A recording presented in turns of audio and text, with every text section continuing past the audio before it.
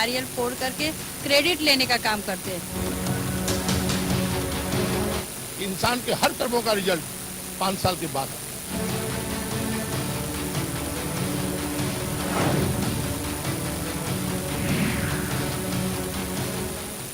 नमस्कार, स्वागत है आप सभी का हमारे इस खास कार्यक्रम मुंबई की आवाज में। मैं हूं संजय मिश्रा। देश की आर्थिक राजधानी जाती है मुंबई। मुंबई के पश्चिम उपनगर स्थित मलाड मालवनी इलाके में आज हम आए हैं और हमारे कैमरे के सामने खड़े इन तमाम लोगों की तस्वीर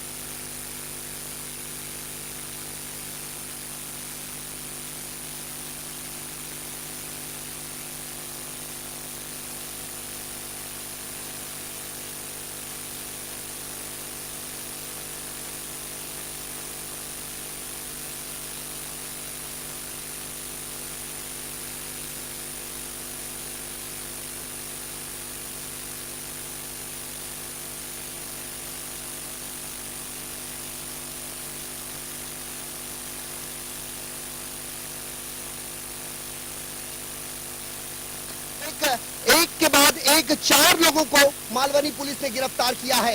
सबसे पहले आपको ये बता दें कि यहाँ पर एक बहुत बड़ी आबादी वाला ये क्षेत्र माना जाता है।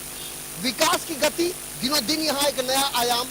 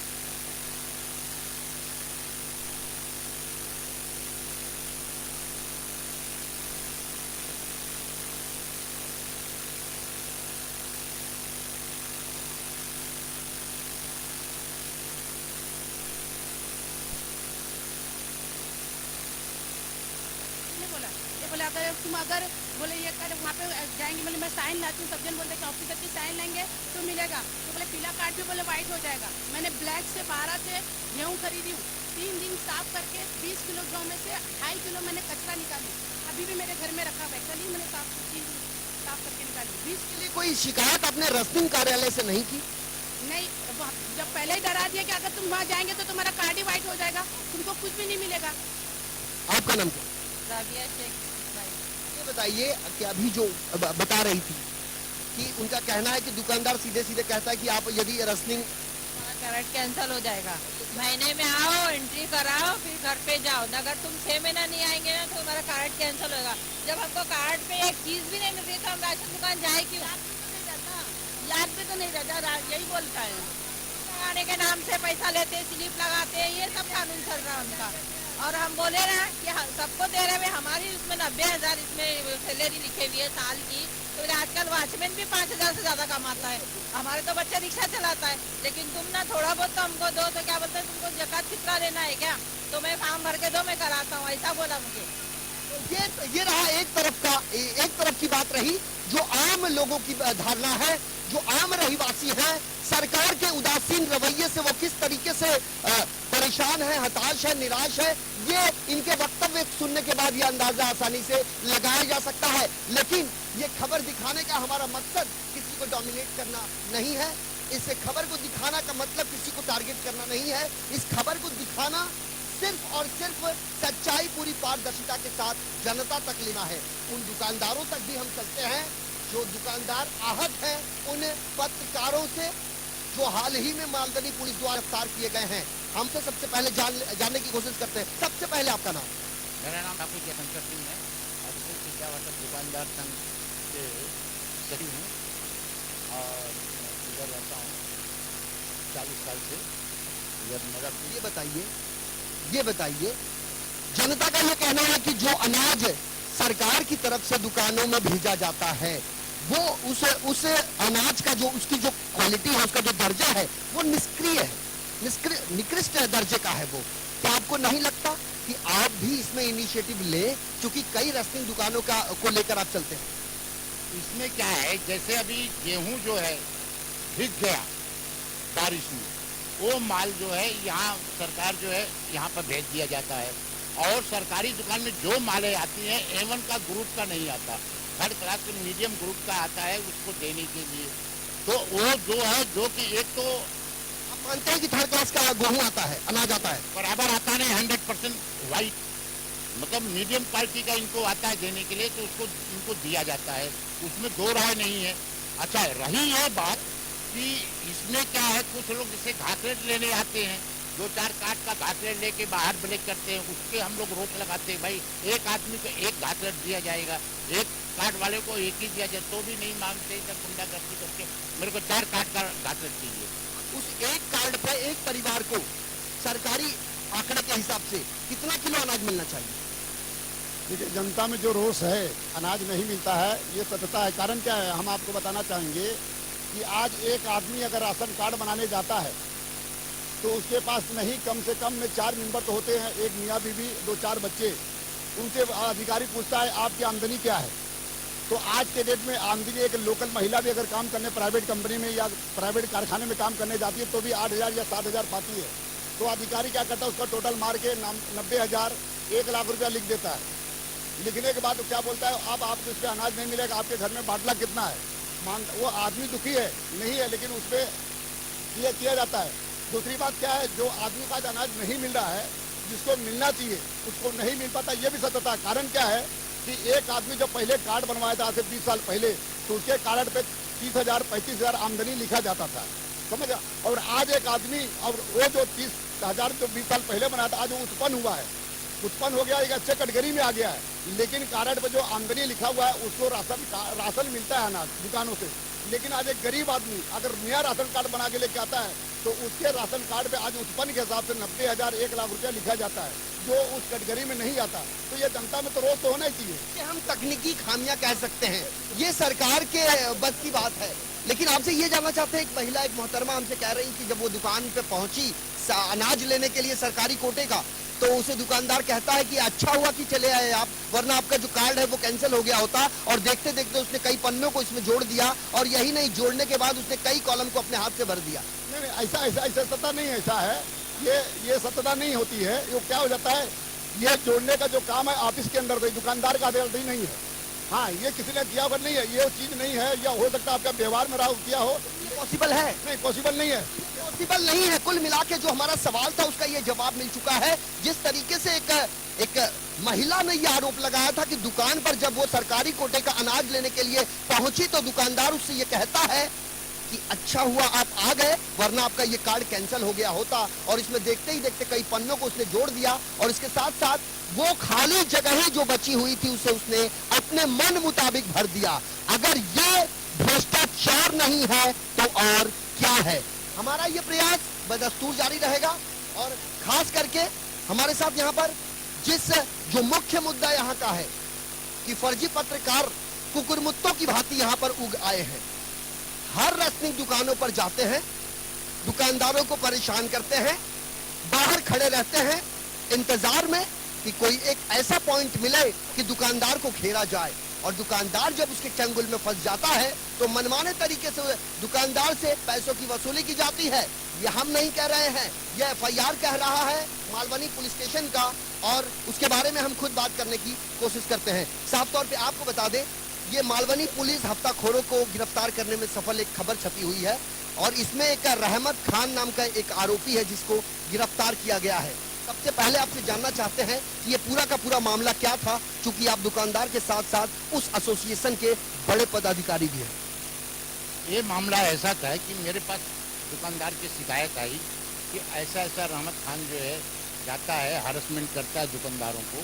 तो मैं उस दिन क्या हो गया था कि राशन कार्ड जो है छुड़ा करके कैश मेमो के थ्रू कस्टमर ले जा रहा था। रहमत खान उसको अटैक करके 100 नंबर डायल करके पुलिस बुला करके और इस दुकानदार को चौकी लेके आए कि ये ब्लैक कर रहा था, मैं पकड़ा। जबकि राशन अधिकारी आया वहाँ से मलाड ऑफिस से, और वो चेक किया, वो गहरा चेक हुआ, पुलिस ने चेक किया, और पुलिस का रजिस्टर भी लेके आए थे पुलिस ने पूरा, और राशन अधिकारी ने चेक किया, यहाँ कोई ब्लैक नहीं था, और राशन कार्ड से माल दिया हुआ था। और पुलिस अधिकारी ने उस माल को जिसका था उसको रिटर्न दिया। इसके बाद उन्होंने उस व्यापारी को जा करके, मागीलाल जो व्यापारी था, रात में इन्होंने 2 लाख रुपए का मांग किया। इसके बाद उसने बोला मैं गरीब आदमी, मैंने रुपए क्यों मांगा? यदि वो दुकानदार मांगा कि दोबारा ये तुम करेगा नहीं तो अभी तो पुलिस ने हैरान किया। पुलिस और पत्रकार के नाम से इनका गिरोह, खान गिरोह करके इनका एक ग्रुप है। एक ग्रुप जो है हर छोटे व्यापारी को, चाहे वो राशन वाले हों या अनदर कोई व्यापारी हो, जैसे केमिकल वाले हों, वो सबको जा करके ये लोग हरासमेंट करते हैं। पत्रकार जगत में इन्होंने पत्रकारों, असली पत्रकारों का नाम खराब कर दिए हैं ये बोगस पत्रकार लोग। उसमें एक पत्रकार का विजिटिंग कार्ड बना करके और बोलते हैं मैं एंटी करप्शन ब्यूरो को हूँ। यह एंटी करप्शन ब्यूरो जो ये लोग लेके विजिटिंग कार्ड करते हैं, ये हैदराबाद में इनको पकड़ा गया है। इनके एंटी करप्शन ब्यूरो को इनके ऊपर कार्रवाई किया गया है। आज ये पुलिस के हिरासत में। ये हर देश, जैसे आज हैदराबाद किया, कल कलकत्ता किया, परसों बिहार किया, आज बम्बई को पकड़ लिए। मुंबई में ऐसे कितने दुकानदार हैं, खास करके रसनिंग की दुकान है, जहाँ पर इस तरह की गतिविधियां चल रही हैं? अरे रसनिंग की दुकानों की गतिविधियां हर जगह, मलाड ईस्ट में किए हैं, गोरेगांव में किए हैं। ऐसी अनेक शिकायतें हमारे पास आई। ये शिकायतें से राशन विभाग एकदम के व्यापारी त्रस्त हो गए थे इन ग्रुप से। वो दुकान में जब आते हैं तो दुकानदार को उसने क्या कह के हड़काया कि दुकानदार डर गया?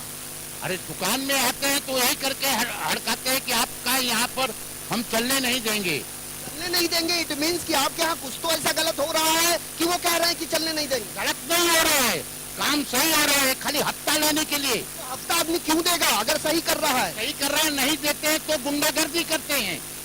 गुंडागर्दी के आगे अच्छे अच्छे झुक जाते हैं। व्यवहार के नाम पर वो मांगे, वो बात अलग है। व्यवहार के नाम पर यहाँ सभी कौन सा पार्टी वाले या त्योहार के नाम पर सब लेके जाते हैं, उनको दिया जाता है। सब दुकानदार देते हैं चंदा, ऐसी बात नहीं है। चाहे गणपति हो चाहे मुहर्रम हो, सब आते हैं, खुशी से लेके जाते हैं। लेकिन ये ग्रुप जो है ये पूरा दहशत उत्तर मुंबई में मचा चुका है। उत्तर मुंबई फर्जी पत्रकारों का गढ़ हो चुका है, ये कहें तो कोई अतिशयोक्ति नहीं होगी। जनता परेशान है। जनता का तो ये कहना है कि हमें सिर्फ और सिर्फ हमारी बुनियादी जो समस्याएं हैं उससे हमें निजात दिलाए सरकार। हमें इससे ज्यादा और कोई अपेक्षा सरकार से नहीं है। लेकिन क्या जनता के हिस्से में उतना कुछ पहुंच पाता है जो वाकई उनके नाम का होता है, वाकई उनके हक का होता है? ये सवाल अब भी जस का तस बना हुआ है। बहरहाल अपने टीवी स्क्रीन पर इस तस्वीर को आप जरा गौर से देखिए। ये वही रहमत खान है जो इस समय मालवनी पुलिस स्टेशन में गिरफ्तार हुआ है, मालवनी पुलिस की गिरफ्त में है और फिलहाल पुलिस लगातार इससे इंट्रोगेशन कर रही है कि इस गिरोह में और कितने लोग हो सकते हैं जो इस तरह की गतिविधियों में शामिल हैं। आपसे जानना चाहूंगा, आपने एक दुकानदार को सुना, उन्होंने अपनी बात ही रखी, आप कुछ बताएंगे? मैं ये पूछना चाहूँगा उनसे कि गरीब लोग का हक तो गरीब लोग के पास पहुँच नहीं रहा, तो गरीब लोग का हक जा किधर रहा? इनको कोई क्यों ब्लैकमेल करेगा? ये कह रहे सबको ब्लैकमेल किया जा रहा है, सबको नहीं किया जा रहा है, सिर्फ राशनिंग दुकान को ब्लैकमेल किया जा रहा है। अगर इनको याद होगा तो 4 साल पहले एक माफिया पकड़ी गई थी जिसका केस कांजोली चौकी में, जो राशनिंग के माल जो इलीगली बेच रहे थे वो लोग, तो इनकी माफिया पकड़ी गई थी। तो ये ब्लैकमेल कर रहे हैं, ये गरीब का हक काट के किसी और को दे रहे हैं। सबसे बड़ी बात यह है कि जो रसनिंग के दुकानदारों का ये कहना है वो सवाल अपनी जगह पर है। दूसरी तरफ जो आम जनता की परेशानी है वो अपनी जगह पर है। सबसे बड़ा सवाल ये उठता है कि जो भ्रष्टाचार का दीमक अंदर तक जा घुसा है उसे निकालना वक्त की जरूरत है। जी आपा जी, आप जरा पूछिए, इसके शौहर ब्लाइंड है, कुछ अभी ब्लाइंड हुए बीमारी से। उसके पहले इसकी तनख्वाह 36,000 रुपए थी और जब वो साल का 36,000 थी। अब जब ये ब्लाइंड हुई तो राशन ऑफिस में राशन कार्ड से उसकी माहाना सैलरी 70,000 कर दी गई। 72,000 आपने अपने मर्जी से कैसे कर दी, जबकि वो तो ब्लाइंड है। जब ब्लाइंड नहीं था तो 36,000 कमाता था। एक आदमी ब्लाइंड नहीं था तो 36,000 कमाता था, ब्लाइंड हो गया तो 72,000 कमाता है। मतलब ये कह रहे हैं इनकी मन माने चले कि फॉर्म में कुछ भी भरेंगे just because of white ration card और ऑरेंज राशन कार्ड। सवाल मैं इन्हीं से पूछ लेता हूँ। जी आप बताइए, आपने सुना होगा। हाँ, अभी व्हाइट राशन कार्ड तो ये जैसे कि इनकम टैक्स भरने वालों के लिए होता है और केसरिया कार्ड जो मध्यम वर्ग वालों के लिए होता है और बिलवा कार्ड जो होता है वो जो एकदम दलित लोग होते हैं जिनकी इनकम कम होता है उनके होता है। गरीबी रेखा के नीचे जीवन यापन करने वाला परिवार, यही है। हाँ, उनके लिए सब्सिडी है। आपसे मोहसिन, हमारे साथ मोहसिन है, हम उनसे जानने की कोशिश करते हैं। क्योंकि जनता अपनी बात रख रही है, दुकानदार अपनी बात रख रहा है, लेकिन मोहसिन का कहना है कि दुकानों में भ्रष्टाचार बदस्तूर जारी है। मोहसिन क्या कहेंगे? सर, सबसे पहले तो लेमन न्यूज़ को मैं धन्यवाद करना चाहूँगा कि हम लोगों की आवाज़ आप पहुँचा रहे हो।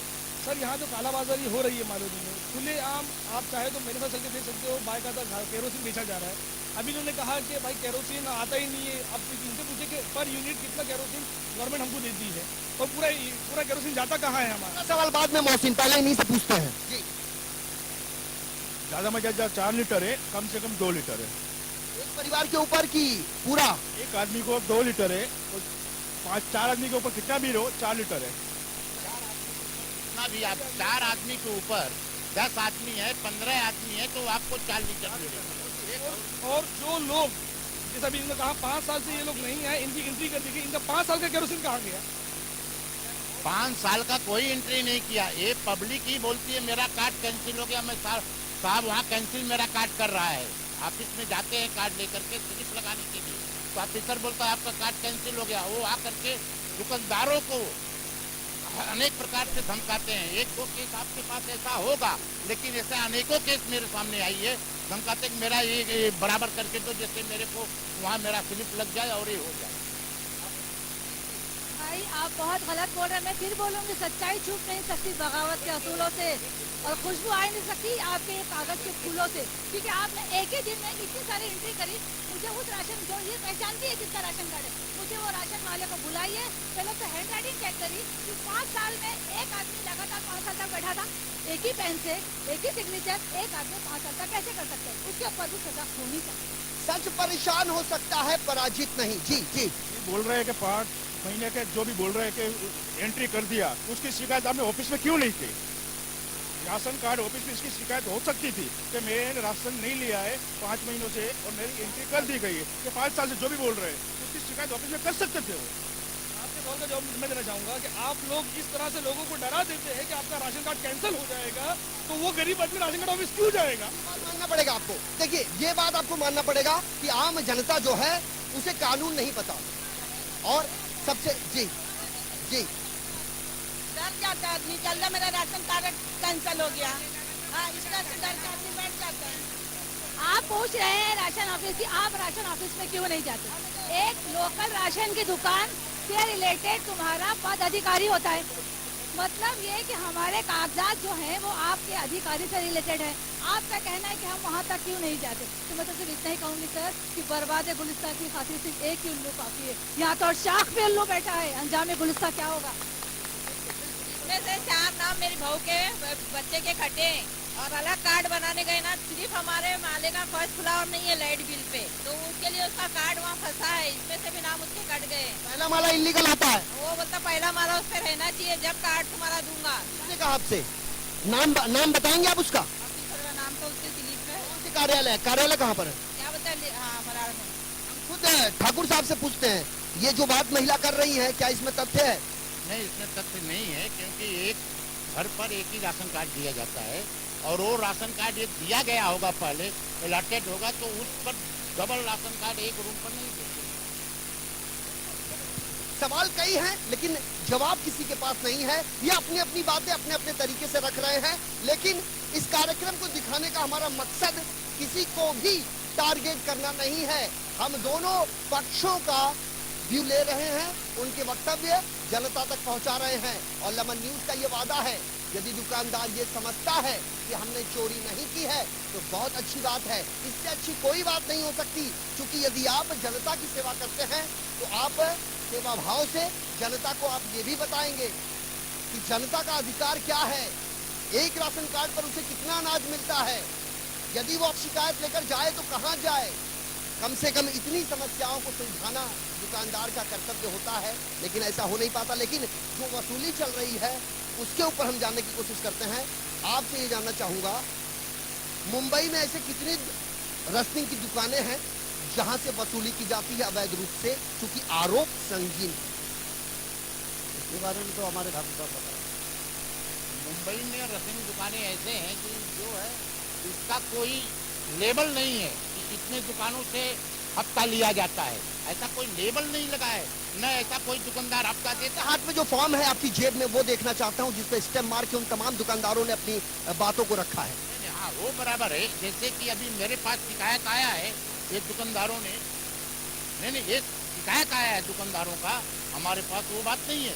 इन्होंने शिकायत दिया है कि हमारे से तकलीफ होता है ऐसे नकली पत्रकारों से और नकली जो एंटी करप्शन ब्यूरो बोलते हैं, नकली एंटी करप्शन ब्यूरो, जबकि ये एंटी करप्शन ब्यूरो का हैदराबाद में इनको जो है इनके ऊपर 2 साल पहले केस किया गया है और ये पूरा नेट पर आप देख सकते हैं। चैलेंज है मेरा, नेट पर आप जाकर के देखिए, इनके पूरे करामात 1 साल पहले 2 साल पहले का है, यही एंटी करप्शन ब्यूरो का। आप जो बात कर रहे हैं वही बात मैं एक व्यक्ति से पूछ लेता हूँ, आपका नाम जानना चाहूंगा। इनका ये कहना है कि फर्जी पत्रकारों से ये उब चुके हैं, आतंक मचा रखा है फर्जी पत्रकारों ने, आप क्या कहते हैं? ये जो बदला है ये बिल्कुल सही है, झूठे पत्रकार बन के चले जाते हैं, लेकिन कहीं ना कहीं ये राशनिंग वालों की भी गलती है। जो कहीं ब्लैक वगैरह होता है तो उसका ये फायदा उठाकर इनको डरा के धमका कर उसका हफ्ता वसूली करते हैं, ये बात सही है। तो पत्थर की लकीर है, हर व्यक्ति अपने आप को दागदार नहीं कहता, हर व्यक्ति अपने आप को पाक साफ कहता है। कोई भी दुकानदार हो अपने व्यवसाय में होने वाले भ्रष्टाचार का उल्लेख नहीं करता, लेकिन जिस तरीके से आरोप लगाए जा रहे हैं, जिस तरीके से FIR दर्ज किए जा रहे हैं, हम अपने तमाम दर्शकों को बता दें, आर्थिक राजधानी मुंबई का पश्चिम उपनगर का ये मलाड मालवनी का इलाका है। कच्चे रोड पर हम खड़े हैं और इस इलाके को OCC Malvani plot number 21 gate number 5 के नाम से जाना जाता है। बड़े पैमाने पर यहाँ के रहवासी हमारे साथ खड़े हैं, जिनके जहन में रस्टिंग दुकानों पर चल रही कालाबाजारी से संबंधित कई सवाल हैं, जिसका जवाब अन्न नागरिक पुरवठा मंत्री साहब को देना होगा। और ये हमारा सवाल तब तक जारी रहेगा और ये कार्यक्रम तब तक प्रसारित किया जाता रहेगा जब तक इस मामले में पूरी पारदर्शिता नहीं आ जाती। हमारे इस आज के खास कार्यक्रम मुंबई की आवाज में मेरे साथ अभी के लिए इतना ही।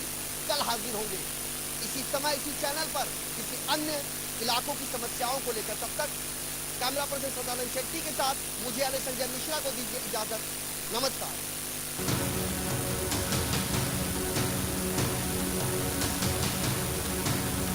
नारियल फोड़ करके क्रेडिट लेने का काम करते हैं। इंसान के हर कर्मों का रिजल्ट 5 साल के बाद